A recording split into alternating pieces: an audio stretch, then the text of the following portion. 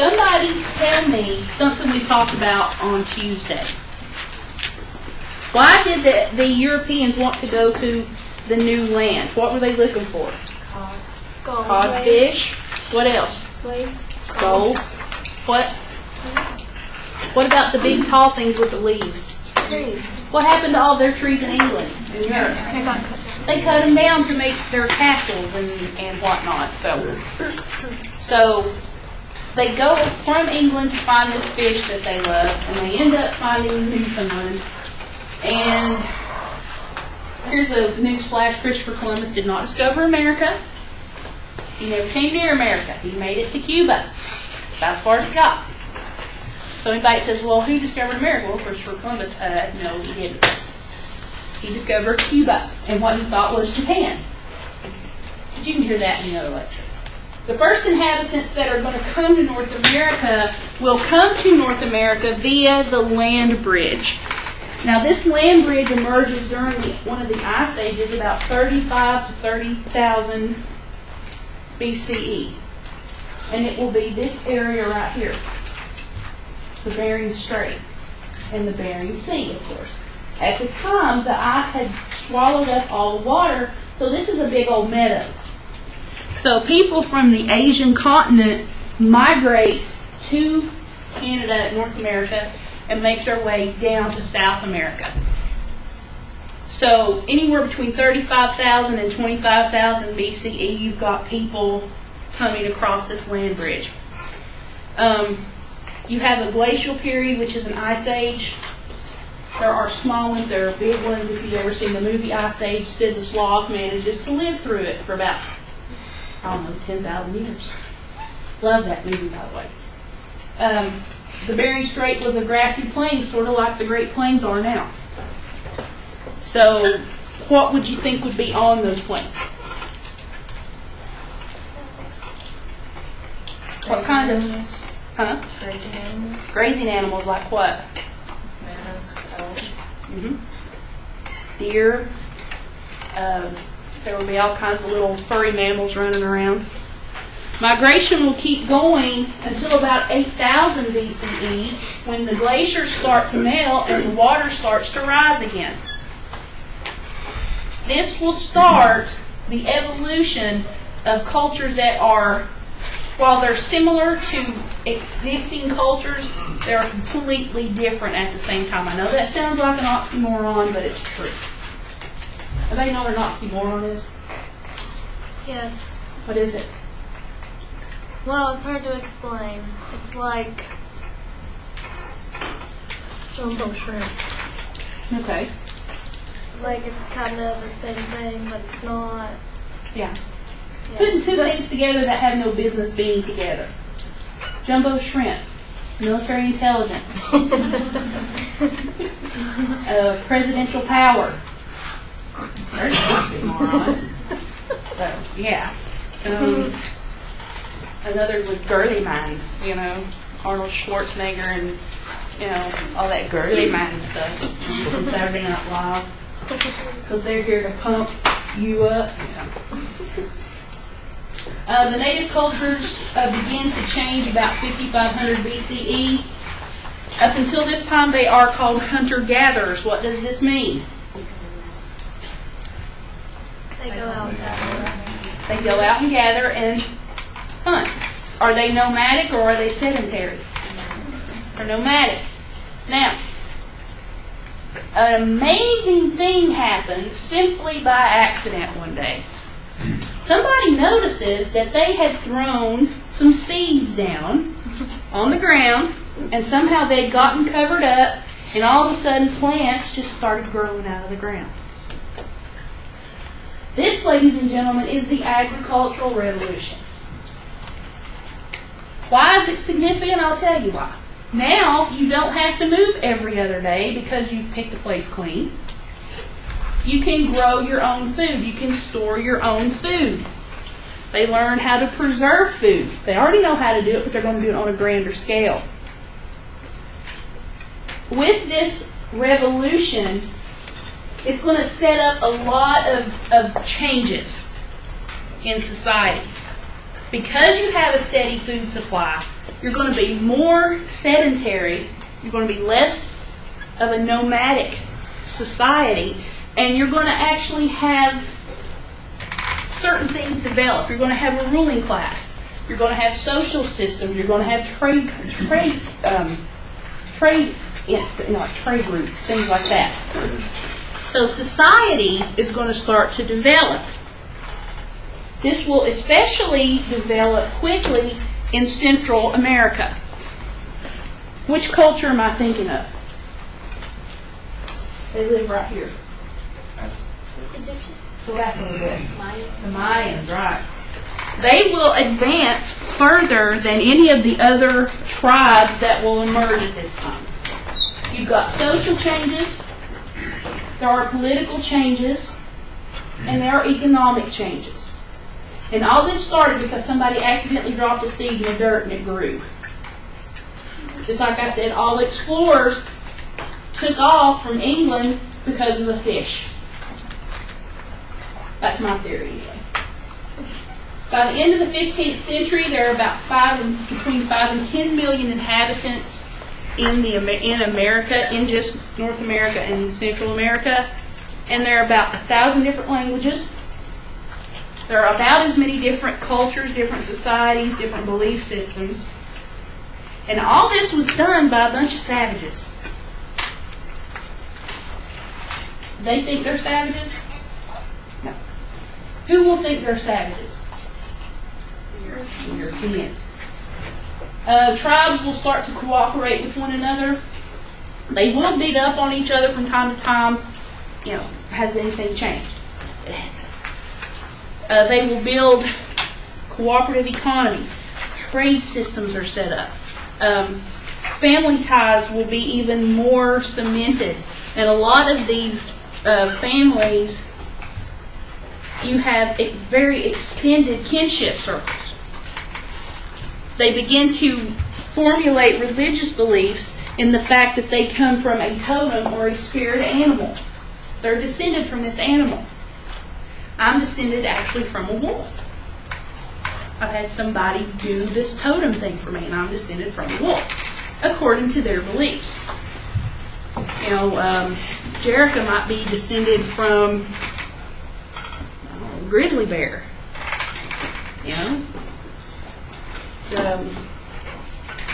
I don't know. Nikisha might be descended from the California condor. You never know. It's whatever they say you're descended from.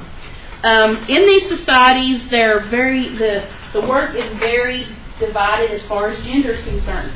The men will go hunting. Why do men make the better hunters in this society? Because they're strong. They're strong. They can carry a pack. And they can also do something very, very fast. Run. Okay, keep in mind that a lot of these animals that they're hunting are probably as wide as half of this room. They're huge. Woolly mammoths were huge. So, and still a lot of these guys will run away from these huge animals, especially if you injure it. And they'll kill it right away. Is it going to say, I'll just lay down and die, or is it going to chase you and try to kill you? So, yeah. They didn't need their women being killed because that was how everybody knows where babies come from, I'm assuming. The women, on the other hand, were the gatherers. They were the farmers. They tended the crops, which was usually corn, beans, squash, different things like that. Some barley, I think. They would gather like nuts, berries, seeds, yams, different root vegetables. What are those things called? Turnips. Turnips, yeah. Turnips, different things like that. So, if hunting man doesn't catch anything, the gathering woman will have food for them to eat. So they always have food. And it's because of the agricultural revolution that this happens. We can go to the store and buy a loaf of bread or a 5-pound bag of flour because of the agricultural revolution. Of course, there's more to it than that.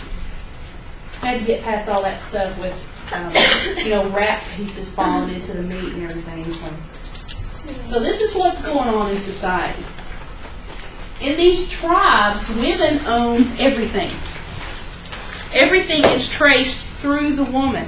It's matrilineal. It's a good word. 5 syllables. Or 5 syllable.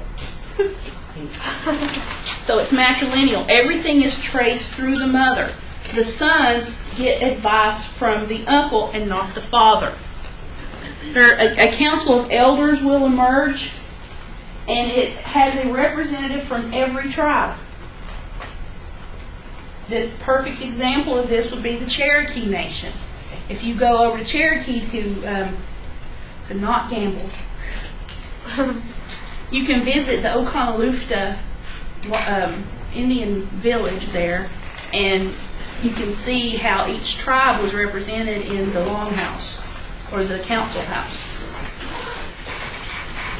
Southwestern tribes were coming along around this time as well. You have the Anasazi, who built those really cool adobe sort of things under that cliff. Then they just disappeared because the aliens came and got them. So that's a theory.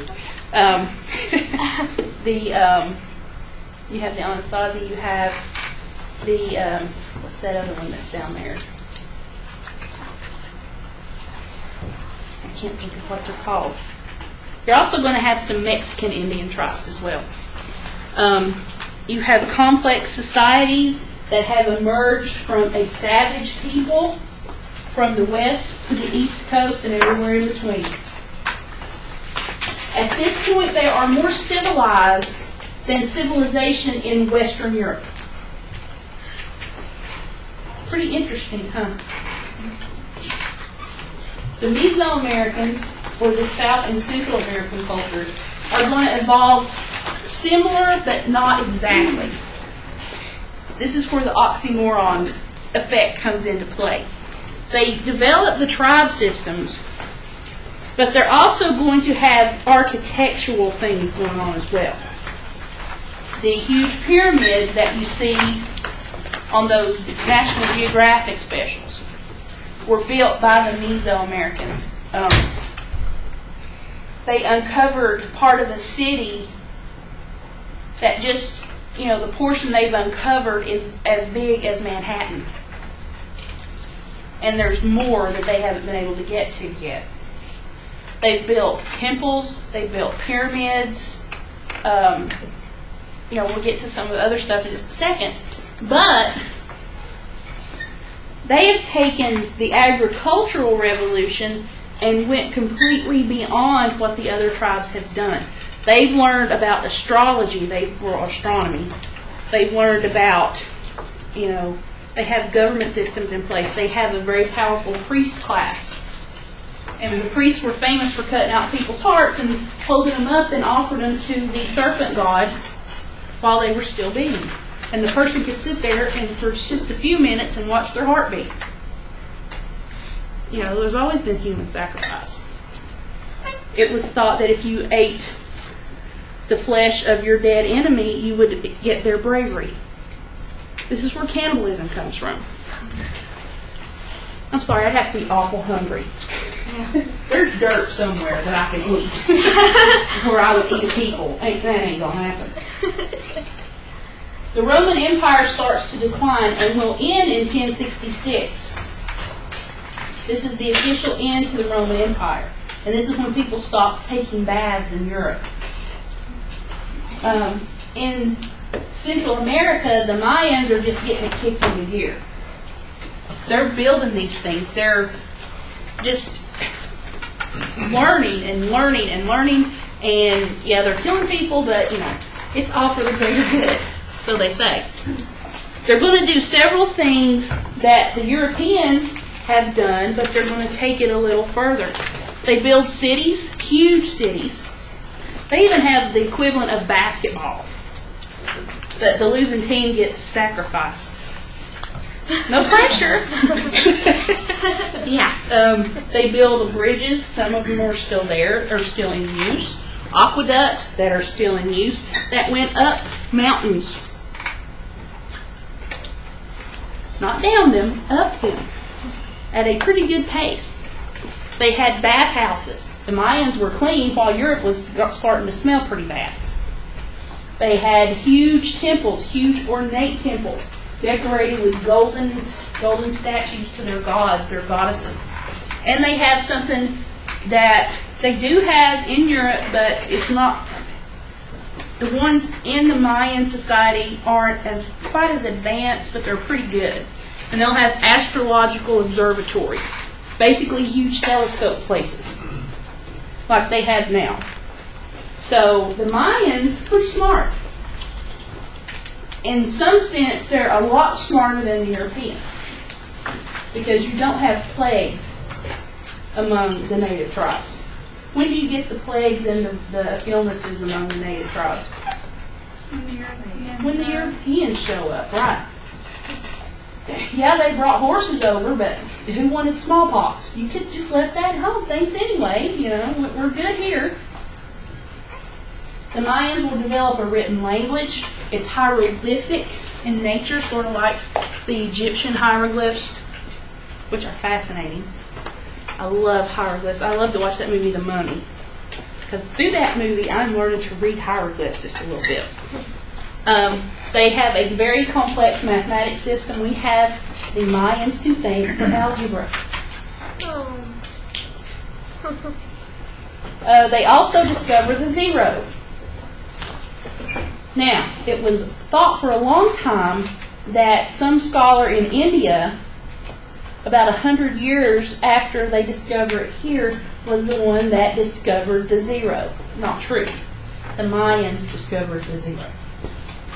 They have a calendar that was more accurate than any that had been created at that time. They also are supposed to have predicted the end of the world in what year? 2012. Okay. It's probably not going to be the end of the world. There will be a change in the world, or they just got tired of counting forward and stopped. Because they disappeared not long after this. It's up for grabs. The Mayan would be taken down by the Aztecs, and they would take what the Aztecs learned, the ones that were still around, and they would improve on them. They had even better, astronomy charts, better calendars, better maps. They improved. So in Europe, you're in the Dark Ages, when the rock was tried for murder. You don't see the Mayans trying rocks for murder. They would laugh at the Europeans if they knew that. They'd be like, dude, it's a rock. How's it going to move? It's a rock. And then they'd probably throw a spear at them and, all that kind of good stuff. The capital city was this place. I can never say that word. Okay, thank you. That's the capital city. And the Temple of the Sun will dominate that city. It is the biggest temple in the Mayan society. In the city, you have a huge marketplace. And they won't have just food. They'll have gold and silver, which was relatively inexpensive. It's not uncommon for the poorest of the poor to be covered with gold and silver. It's that ready a supply. Exotic feathers from jungle birds. The priest class will use these. The ruling class will use these. People will wear these during festivals. They have cocoa, or cacao, which makes what? Chocolate and cocaine. They don't have cocaine, though. At least they don't. Well, it's possible because the people that they were cutting their heart out didn't seem to mind it, so they could have been high. You never know. That just now dawned on me. Why would you lay there and let somebody cut out your heart unless you were feeling no pain? The corn is the big thing that they grow. They use corn for everything. This is where tortillas will come from. I love tortillas. Flour ones are good. I love the corn ones with enchiladas, though. They come into the city via an extensive canal system. Miles and miles and miles and miles. And you always had boats coming in and out, and different areas of the Aztec Empire would come in. There would be like small, like sort of like in Greece with the city-states, like Sparta, places like that, and they would come into the cities to just sell their stuff. And a lot of them will contribute what's called a tribute to the main city, the capital city, to maintain all of this. An internal improvement department, so to speak. So they would pay a tribute, or what we would now know as taxes, to make sure all this didn't go to heck in a handbasket. And it probably wouldn't have if it hadn't been for the Europeans. There are similarities between the Aztecs and early Europe. I would know this. I think that's one of the questions on your test. Yep. No, strike that. But I would know it because there's a multiple choice question too. So early Europe and Central American societies have a lot in common. They're rural in nature. They're farmers mostly. They have small villages that concentrate on agriculture. Makes sense. We've just had an agricultural revolution, so everybody's in on it. You have merchants and craft workers. There's always been a blacksmith. There's always been somebody to sell you something. There's somebody to make those beautiful ceramic pots that they would store their food in. Women were important in this society because they were craft workers. And of course they gave birth to the children. The nobility and the priests will lead politics and religion. There's no separation of church and state. It's the same thing. And that's called a what? Anybody know the word for it? Theocracy. Theocracy. Very good. So, religion and politics are one and the same. Commoners paid tributes to the government. These were not huge tributes. They might have to contribute 25 bushels of corn. You know, and they had farms that every acre would produce about 500 bushels. So 25 bushels of corn is not a lot. Plus they would make money from selling to other people that did, like the people that lived in the cities that didn't grow corn. They made money. They had storehouses. They would sometimes sell the excess to the government, or the ruling class. So in case of a famine or something like that, they would have food to give the people. This was not uncommon. Are they giving people food in Europe if they're starving to death? Like, sorry, eat your own babies. We're not going to feed you. The Aztec and the Mayan are feeding their people in time of famine, which is not very often. Number one, they live in a jungle. What's it doing in the jungle about all the time? Raining, right. You might get too much rain and it would kill the crops, but you would have all that stuff in storage. So, are we beginning to see that maybe the Mayans are just a little bit smarter than the Europeans? Yeah. Minus the whole cutting people's heart out thing. But, you know, somebody's got to die for progress, I guess. Eventually, Europe will send people out, like I said, in search of that one elusive fish that they all love so much. Columbus and other explorers will travel the globe. You won't have anybody to circumnavigate the globe until much later. You have art being reborn after the Dark Ages. Michelangelo painted the roof or the ceiling of what? Sistine Chapel. In that movie Rocket Man, he paints the same thing and all that food on top of the spaceship because he doesn't get his little sleeping pod. Anybody ever see that movie? It's a good movie. It's kind of stupid, but I do like the whole, thing on the ceiling. And they wake up and all they have left are gefilte. It's funny. In the 1450s, you have yet another round of what's known as the Black Death. The Great Plague. The Black Death. Things like that. when these plagues come through, it's not uncommon to wipe out about a third of the population. So, if you're lucky enough to survive the plague, then chances are you're going to be able to make some money. It's possible you might be able to get your hands on some property. The guy that owns your farm, your landlord, might die. The kids might decide they don't want to have to deal with you, and they will let you buy that land. So, you've got a whole lot of things going on in Europe that are not conducive to a healthy lifestyle. People, like I said, pour their chamber pots out on people as they walk along. No biggie. Here, we've got to dump the chamber pot. Uh-oh, we just got Uncle Larry. Yeah. Sorry, Uncle Larry. You've got a bunch of rats running around because you got poo in the streets, and garbage, and rotten food, and dead animals. And what kind of little critters crawl around on fleas that carry the bubonic plague and stuff? Fleas. Let me tell you a story. You ever heard of Thomas Aquinas? Mm-hmm. Okay, he was a priest, and Henry VIII did not like Thomas Aquinas because he was one of the people that was blocking Henry's divorce from Catherine so he could marry Anne Boleyn.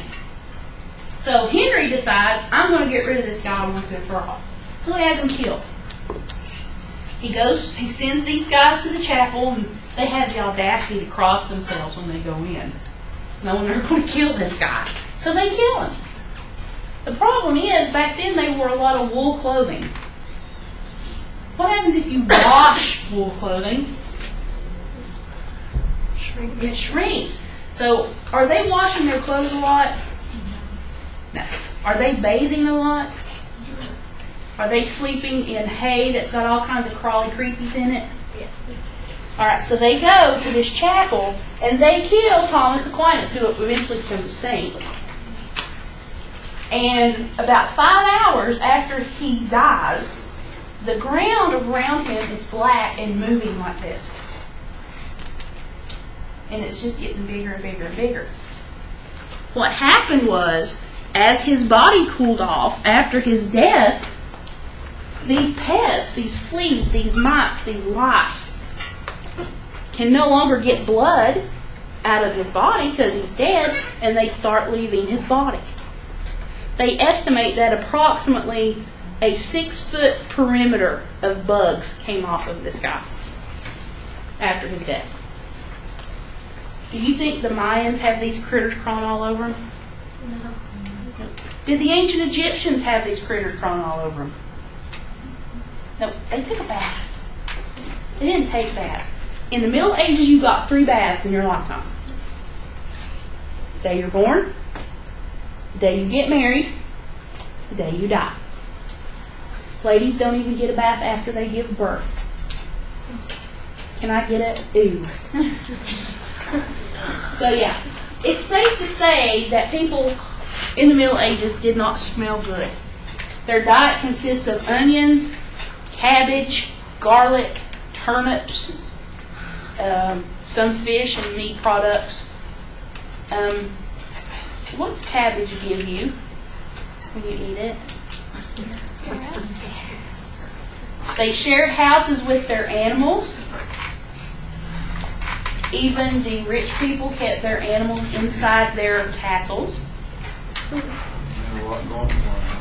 Oh yeah.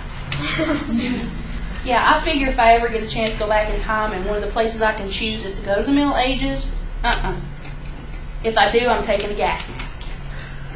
And some soap. But yeah, they don't smell good. They eat food that makes them smell worse. So after Thomas Aquinas dies, all these bugs are leaving his body, and I'm assuming they found other priests that were around praying for him. I don't know. But anyway, that's how the plagues get started. People were dirty.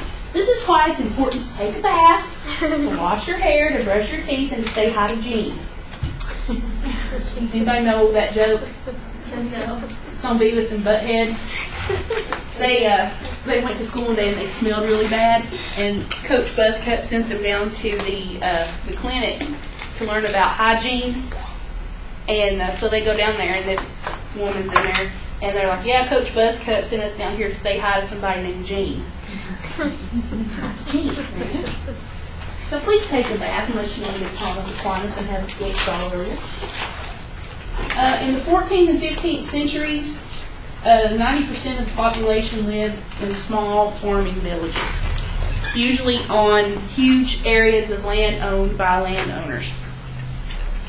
You always have food shortages because they don't understand about crop rotation.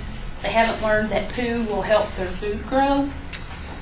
Even, leftover fish parts will help the food grow. They'll have food shortages for several reasons. I would note this because you will see this. There's always a war going on. So either their crops are getting burned or the men aren't there to take care of them. They have a poor transportation system. They can't get the food from here to there very easily. They have very low crop yields because the soil has been so overused it's not as fertile as it was, and they haven't learned to put poo in it to help it get its life back. So these are the three things that will cause food shortages. The population is undernourished. They eat cabbage. They eat mostly bread, some kind of gruel made out of corn or whatever. And what do they drink? Wine. The poor people now. Oh, wine? Or beer. They drink a lot of beer. They can't drink the water. Why? Because it's got ickies all in it. I mean, a lot of people in this time had Montezuma's Revenge, and they've never even heard of the guy. And I'm assuming everybody knows what Montezuma's Revenge is. It's where you drink the water in Mexico and you pay for it for the rest of your life. So if you have an undernourished population that will not be given vitamin C, vitamin D, eating a healthy diet, they're going to be more prone to disease. Does Europe have all the elements to come together to cause all these plagues that hit Europe? Heck yeah, they do. People would sit around and wonder, I wonder when the next plague's going to be coming through. There's an episode of Ghost Adventures where they go to Provelia Island in Italy, and it was where plague victims were sent. The priests and doctors who treated them wore masks with herbs inside, thinking that that would keep them from getting the plague. But we know now where the plague comes from. They were with these dead bodies. The bodies were cold. Where were the fleas going?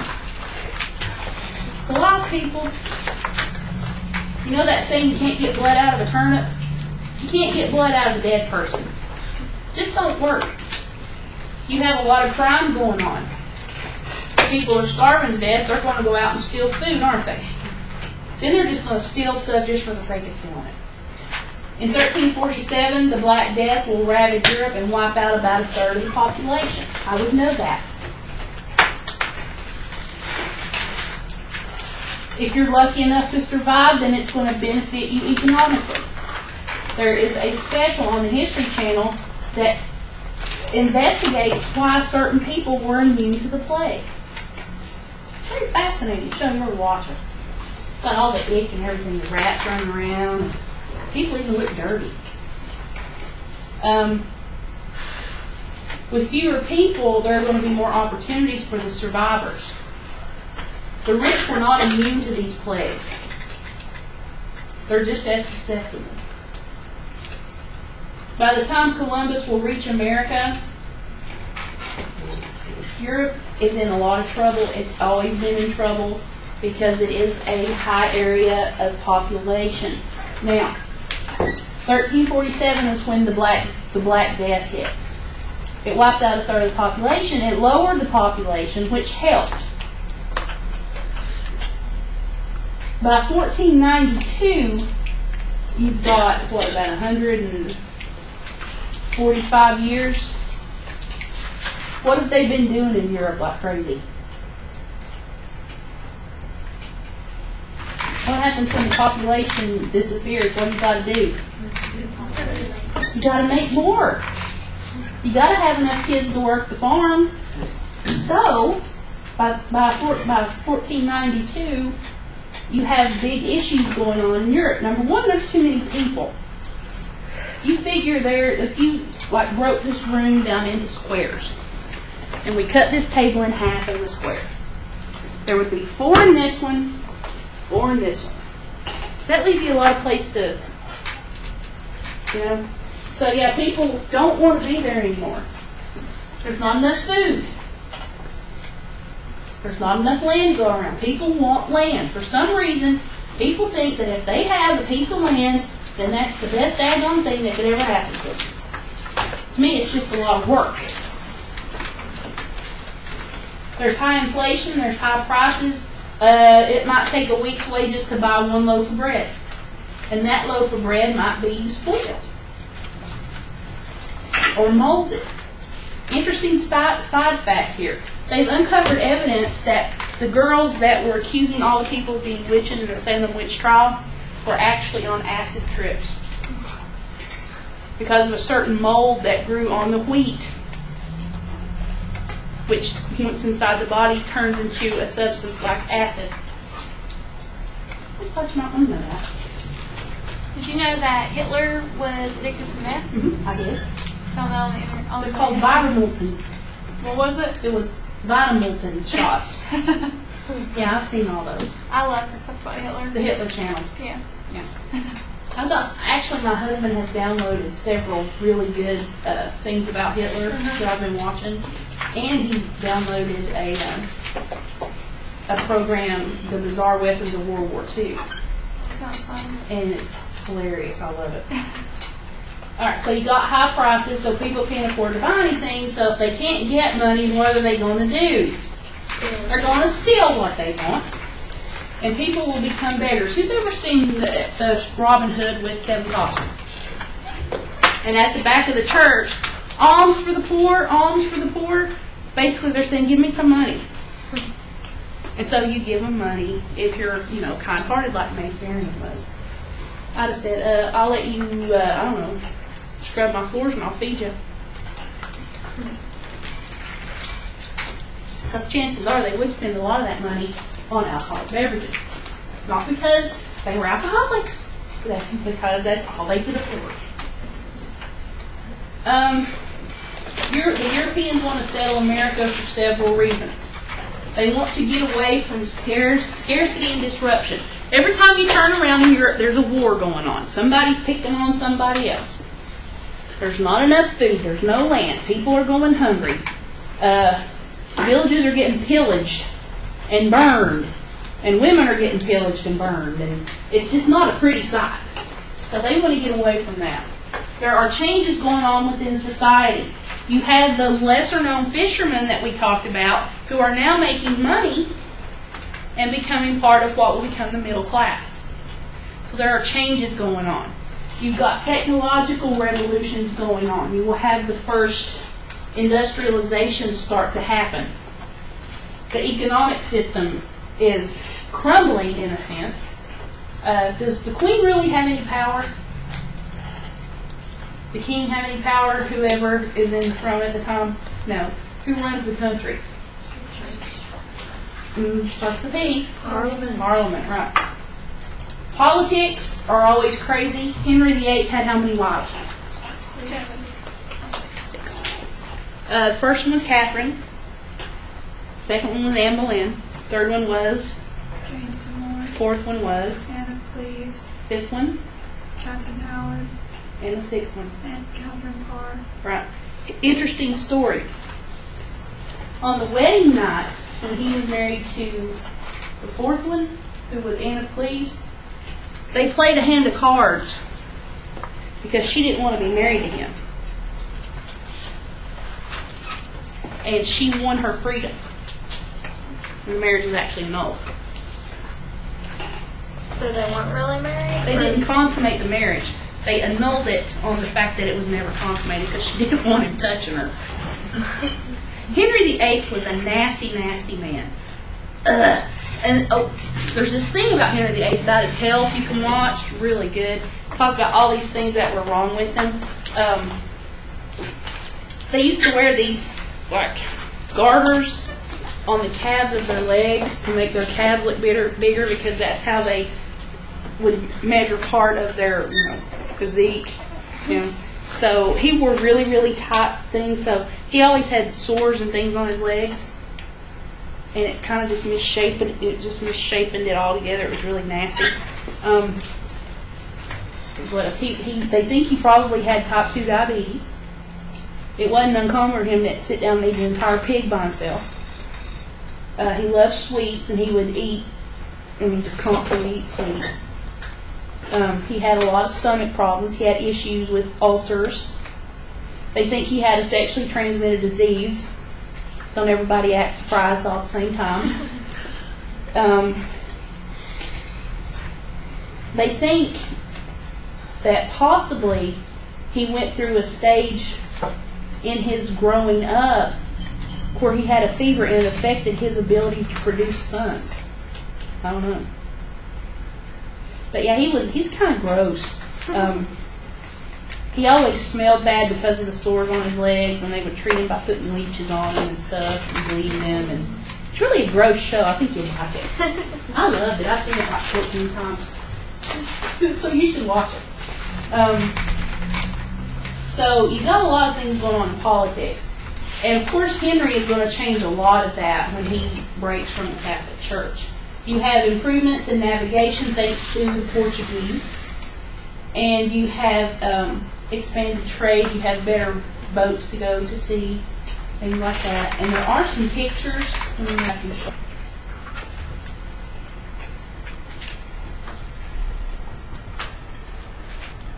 This is actually a compass.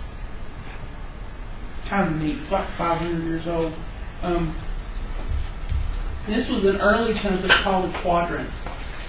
And they got this off of a Spanish galleon off the coast of Spain. And this is the boats that the Portuguese built that were better in storms because they were smaller. Now, keep in mind, people I know today have speedboats bigger than this. You may have been to Jamestown. You ever go on that little boat that they came over on? There's one room up on the deck, and you go off of, there's like 4 bunks in it, and it's really small. I mean, if it's this wide, you're lucky. I was in there 2 seconds and had to run out because I'm claustrophobic. That's how small this was, and there'd be about 7 or 8 people staying in that one area. Keep in mind they wouldn't smell good either. They have one of the actual boats up there? 2 of them, I think, don't they? It was 2 last time I was there. Okay, yeah, it's been a while. 2003 is when I was up there, so it's been a while. Let's see. The Europeans, the Chinese, and the Aztec are bound to meet at some point, and it's showing up. And this is just interesting. In fact, 25% of children born during this time in the Middle Ages would not survive. And if you lived to be 40, then you were considered an old person. So if I were in the Middle Ages right now, I would be considered a wise elder. Yeah. So that's what's going on in Europe. Now, would you rather live with the Aztecs or in Europe? Aztecs. You might get your heart cut out, but hey, you won't feel any pain while it's going on. Yeah. Europe was all about claiming everything. China, they didn't really care. They're too busy learning stuff. They invent spaghetti. They invented movable type. They invented my favorite thing in the world, gunpowder. They had fireworks way before they made their way to Europe. They're making their women have tiny little feet with foot binding. Anybody know what that is? Anybody not know what that is? Would you like to know? Sure. Okay, what they do is this happened mostly with the wealthy families because I'll tell you why in a second. The first thing they would do is about the age of 1, they would start binding the female child's foot to make it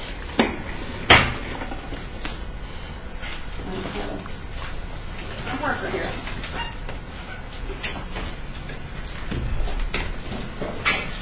Okay, I'm no artist. Disclaimer. Here's a foot. Okay, that's a foot. There are toes on the other side of that. Okay, the idea was to get it from that to that. Like a nub? Yes. So what they would do is they would wrap bandages Oh my gosh. back this way and wrap them really, really tight and essentially break the bones in the foot and remold them. When they got finished, it may not look like that. It looked more like a triangle. So this would be the effect. Now on the bottom of this, like this is the bottom, their little toes would be like this. Kind of, and the foot would actually look like that, sort of. Now, why did they do this, you're asking me? Other than the fact that most societies have tortured women throughout history. A woman with small feet in the upper classes of Chinese society were considered more marriageable the smaller their feet were. They made little shoes to go on these feet. They made the foot look like a lotus flower, which was an aphrodisiac. That is why we have foot binding. Now, why wouldn't farming families want to do that to their daughters' feet? Because it would be worse for them. Right. The women who have their feet bound, I kid you not, this is how they walked. Just like that. This little, you know, like a little baby would walk when it's learning to walk? That's how they have to walk. Number one, because they have small feet and it throws off their center of balance. Number two, because they're in pain. So now we know why they wouldn't do it to farming women. Because you can't have a woman follow a plow horse if she can't walk. I think it's bad to do it anyway. Keep in mind that during this same time period in Sudan, you have a horrible, horrible thing going on known as female circumcision and infibulation. Look it up. I'm not going to tell you about it. Look it up.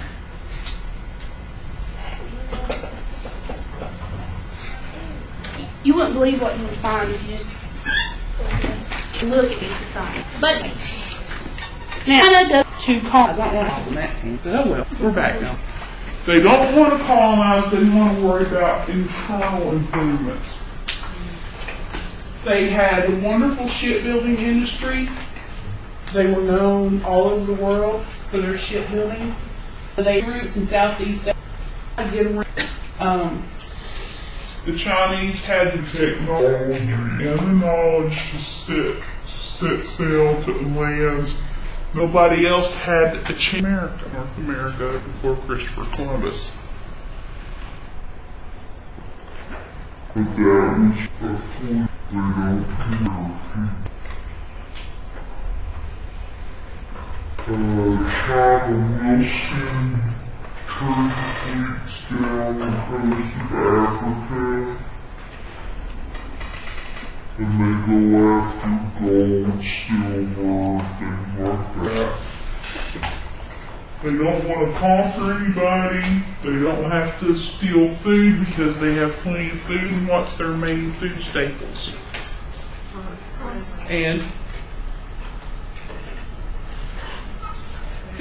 fish, right? Not cod, just fish. They have a booming silk industry. Where do you think all the silk that Henry VIII wore came from? China. So they have luxury goods, and even the poorest people can afford them. They do have a lot of threats from the Mongolians. My favorite episode of South Park is the one where they built the wall. They had that Chinese guy build the wall around the city to protect them from the Mongolian, or to keep them from molesting their kids. So the Mongolians show up and they start trying to tear down the wall and everything.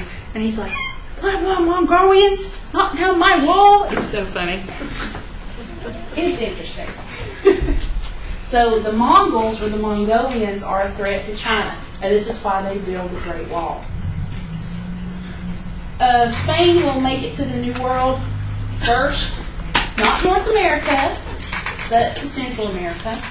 Montezuma II was an Aztec leader, and in 1517 he had a dream or a vision that said his would be invaded with helmets. 2 years later, lo and behold, Hernando Cortez comes in to this capital city that I can't pronounce, and they pillage the city. By 1513, Spain controls a lot.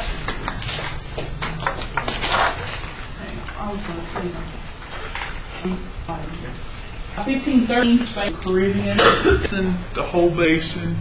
In 1513, Vasco Nunez Balboa crosses Panama, not through the Panama Canal, because it's not built yet, but he gets through Panama somehow and sees the Pacific Ocean. So he's the first European to see the Pacific Ocean. Ferdinand Magellan is actually going to reach the Orient after sailing west across the Pacific. He makes it to the west coast, and then he finds China. I'm guessing he found Japan first, or Hong Kong, and that's where they bought all their cheap little knickknacks. Get made in Hong Kong. 1521, Magellan will successfully circumnavigate the globe. His men do it. He almost makes it. He dies. So the Spanish have a base in the Caribbean now, so they can set up places that are safe and then just go everywhere. And that's what they do. Juan Ponce de Leon will get the idea that there's a fountain of youth because of some guy he was talking to in a pub one night, and he will take off in search of that. And they don't know if he found it or not. Peter Griffin found it. His whole body went except his head, so he got a little body and his head went thunk. He found it. Hernando de Soto will land in Florida and goes as far in as the Mississippi River. This is the first man to go into North America. Not Christopher Columbus. 1540 to 1542, Coronado will make it to Arizona, what we know now as Arizona, New Mexico, Texas, Oklahoma, and Kansas. He's the second one to set foot in North America. They went looking for huge cities of gold. Has anybody seen that national, the Book of Treasures or whatever? National Treasures, where they're looking for that city of gold and they find it or something. Nicholas Cage? Yeah. Is it that one or is it another one I'm thinking of? I think you're thinking of the second one. Book of Secrets, maybe? I don't know. I don't remember. Anyway, it's National Treasure. So watch them. They're pretty good. Pretty historically accurate, too. So they go looking for these huge cities of gold that they've heard about. And lo and behold, they're not there. They find big mounds of dirt, like in Moundsville, West Virginia, where they had an Indian burial site right across the street from a prison, no less. You have what are called encomiendas. Basically, it's a forced labor system. They enslave the native people. Is that a new concept in history? Nope. What did I tell you the first day? There are no new concepts in history. You have a lot of sugar plantations all over the area, the West Indies, because it's conducive to sugarcane production. Hawaii is a good place to grow sugarcane too. You may know how long it takes for one pineapple to grow. It's like 10 years. 2 points next Tuesday. How long it takes a pineapple to grow?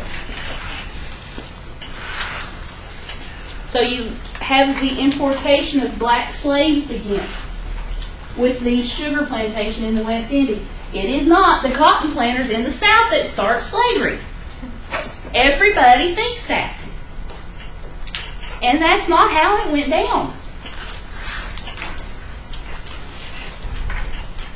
So the government of Spain was becoming more wealthy off of the hard work of others. Again, is that a new concept? Now,